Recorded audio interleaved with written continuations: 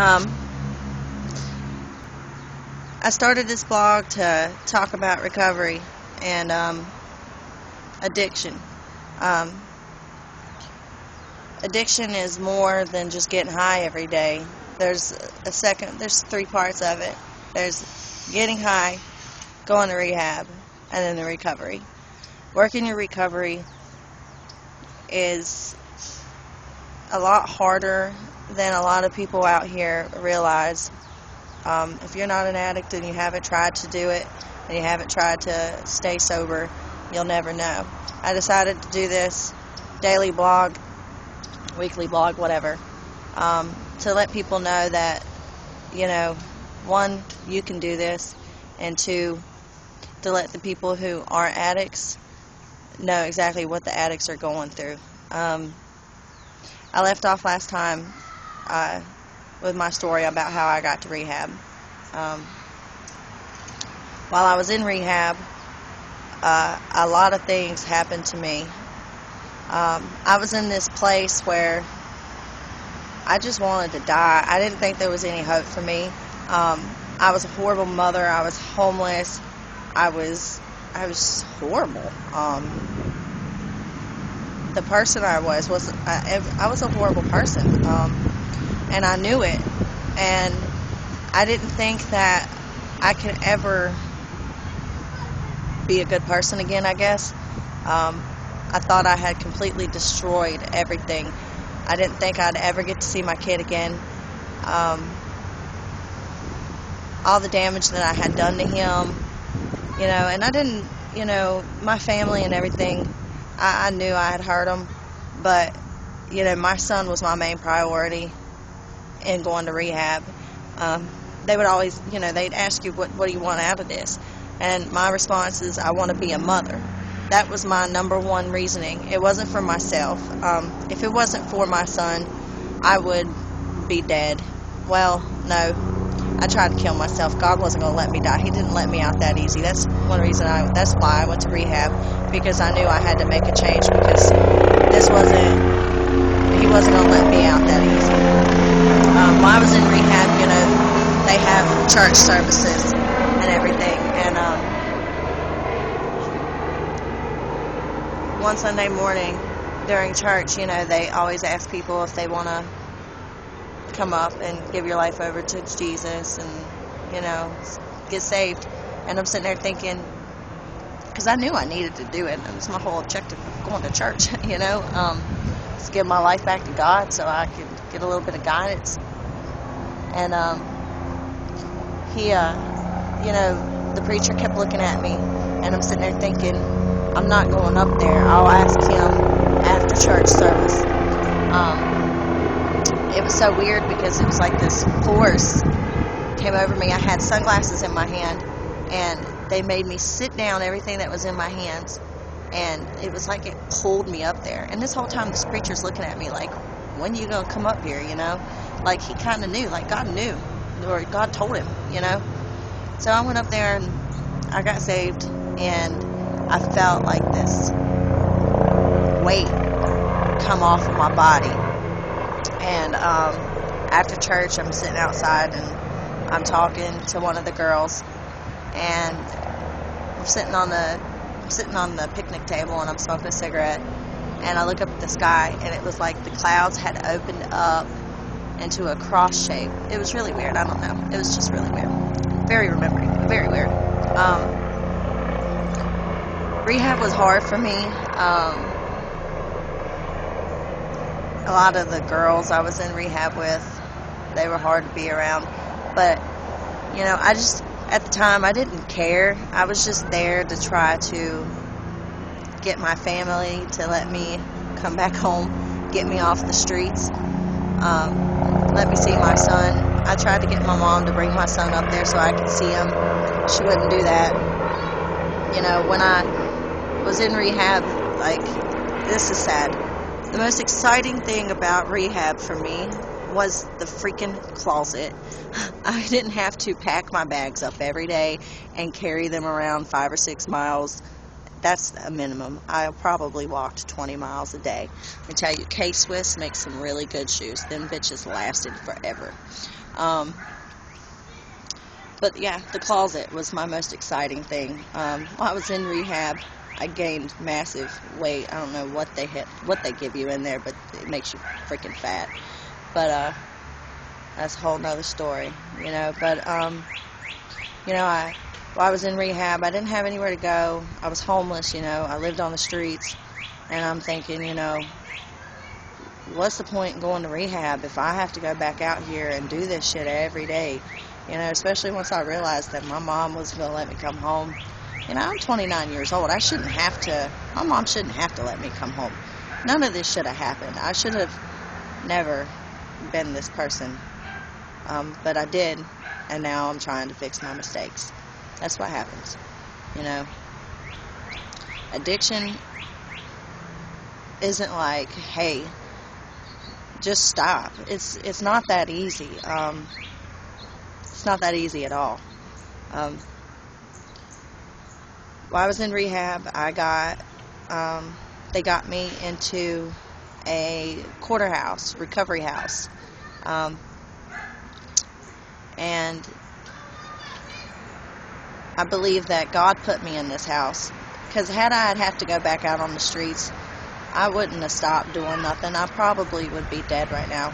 If you would have met me 7 months ago and then you see me now, you would think that I was two different people. You wouldn't recognize me. I noticed the changes in myself. That's why I started this blog. I wish I would have started it a long time ago, because the things that you go through the first 3 months and then the second 3 months, the first 6 months altogether, it's life-changing. It's incredibly hard. For us addicts, we don't deal with our problems in a normal way, what you would call normal. We don't deal with our problems at all. We run from our problems and we pretend like I knew my problems were there. That's why I got high. I got high to quit crying. Every time I shed a tear, I shot up. I just wanted to numb it all. I wanted to make it all go away. And in turn, I wanted to make it all go away permanently. There was nothing about life I wanted to live. The first 2 months in the recovery house, you know, you got to find a job. I hadn't had one of those in 4 years. It was hard to find a job. It was hard to stay clean. The Serenity Prayer, I repeated it time and time again. I prayed every day. God has kept me clean.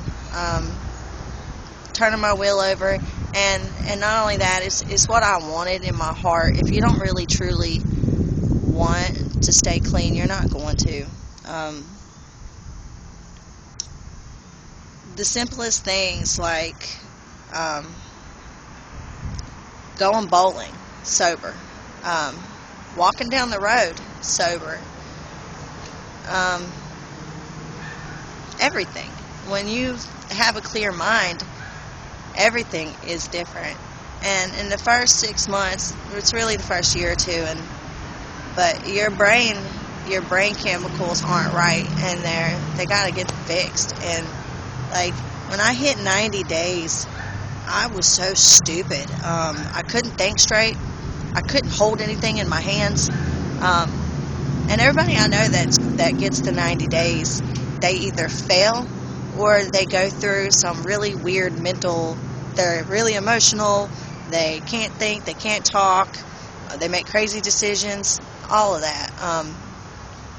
90 days is hard to get by. A lot of people don't make it by.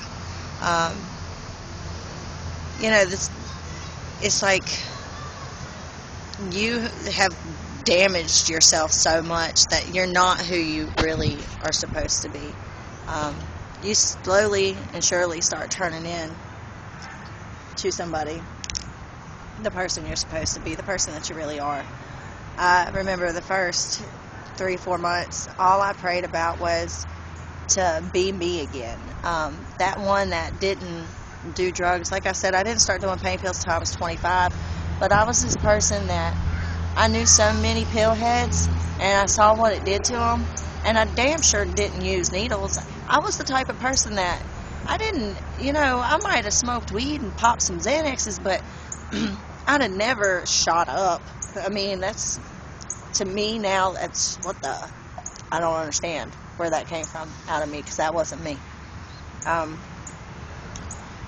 So you start realizing all these things, and you start feeling really bad about all the things that you've done in your past.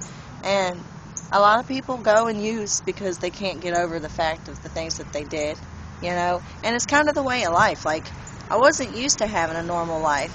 I wasn't used to going out and actually busting my ass to find a job. It took me 2.5 months to find a job, and the only reason I did find a job was because I prayed, one, and my boss, he has been 25 years sober. He, and we kind of talked about it a little bit, and he said if nobody would have given him a chance, he wouldn't have made it. Now he owns a company, so he was going to give me a chance, which I'm glad he did, and I hope he's glad he did, because I like my job. I think I'm pretty good at it. But yeah, it takes a lot to stay clean. I've been clean 7 months, and night before last, I had a using dream. And it was just so weird, because every using dream I ever have, it's not about shooting dope, it's about Xanaxes. But it was just, I got to see myself, how I acted like a movie type like thing. And, I still have cravings. I still want to get high.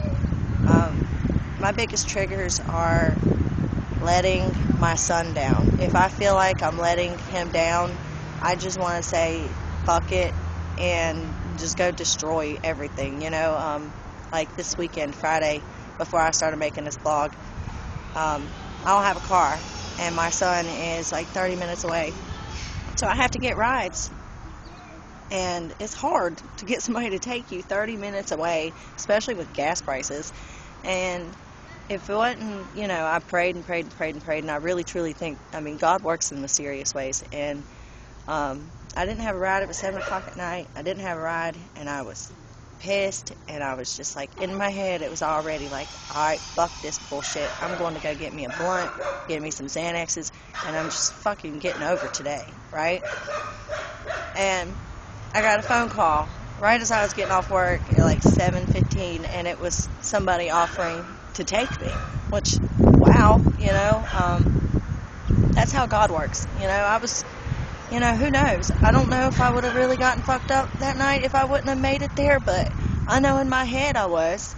And they always say relapse happens before you even do the drug, and I guess that's what they mean, is when you decide to say fuck it. But I have came so far. There's no way I'm going back there. I'm not going back there. I refuse to. I don't know. You ever feel like, that you try so hard and that you don't understand why you get shitted on all the time? Or why, things aren't going the way when you're doing everything you possibly can. Like, I started thinking, like, what am I doing wrong? But I guess the point is to just keep pushing through and to keep being successful, I guess.